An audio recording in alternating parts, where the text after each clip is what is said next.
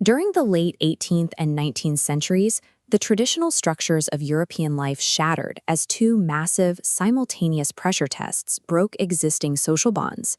The French Revolution of 1789 rapidly dismantled the monarchy and the patriarchal political order, leaving a vacuum of authority and rampant social anarchy.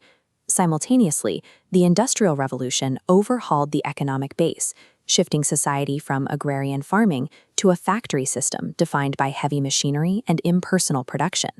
Early sociologists processed these shocks using two distinct environments: the outer context of raw environmental data and the inner context of the theorist's specific ideological filter.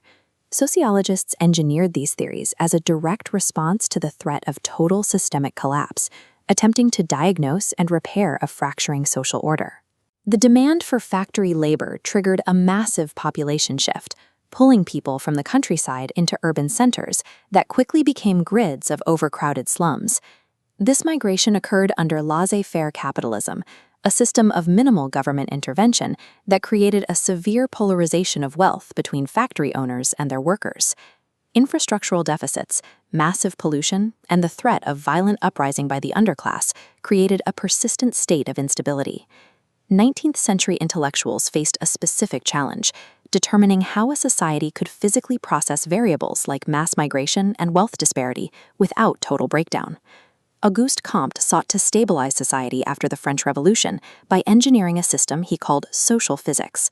Comte's moral posited that society stabilized through intellectual evolution, progressing from the supernatural theological stage to the nature-based metaphysical stage. Order is achieved in the sidal positivistic stage, where rigorous scientific laws completely replace theological and metaphysical explanations.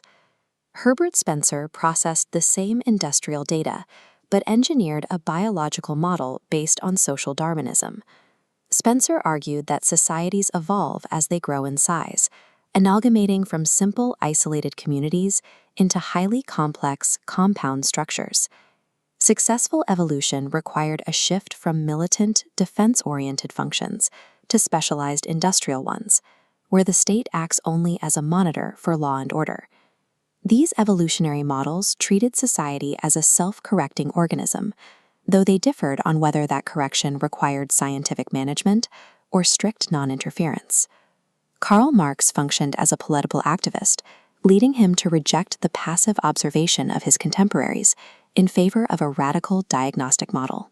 Marx's model relied on economic determinism, the idea that the material economy functions as the unicausal driver for the entire social system. This foundational base dictates all upper nodes, recoloring politics, religion, and ideology to match the economic structure of the time.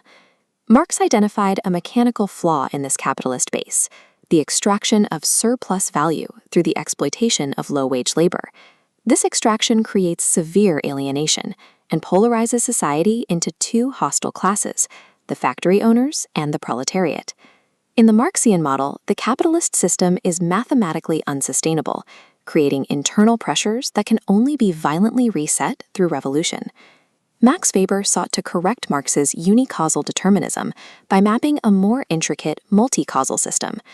Weber's framework demonstrated that ideas can shape economics, showing that ideology and material factors influence each other in a multi-directional web. His study of Protestantism provided the evidence, showing how specific religious ethics created the conditions for capitalist economic development to flourish.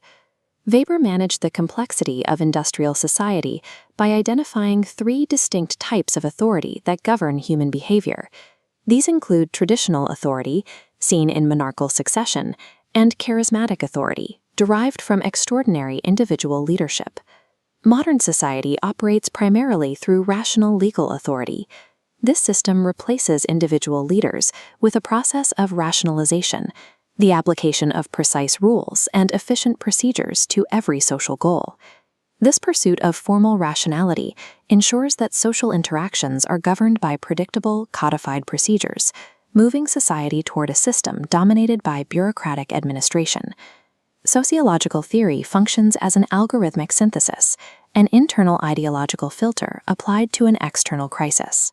Marx's filter modeled capitalism as a machine demanding violent overthrow, while Weber's filter saw a multi-causal system entrenching rational bureaucracy. Comte's filter prioritized scientific consensus to cure anarchy, while Spencer's filter advocated for unguided biological adaptation. This is the contextual engine. The same 19th century inputs, migration, industrialization, and class conflict, generate four distinct blueprints for human existence: positivism, laissez-faire, revolution, and bureaucracy. Understanding how these theorists manipulated their inner and outer contexts provides the tools required to reverse engineer and decode the structure of any modern social system.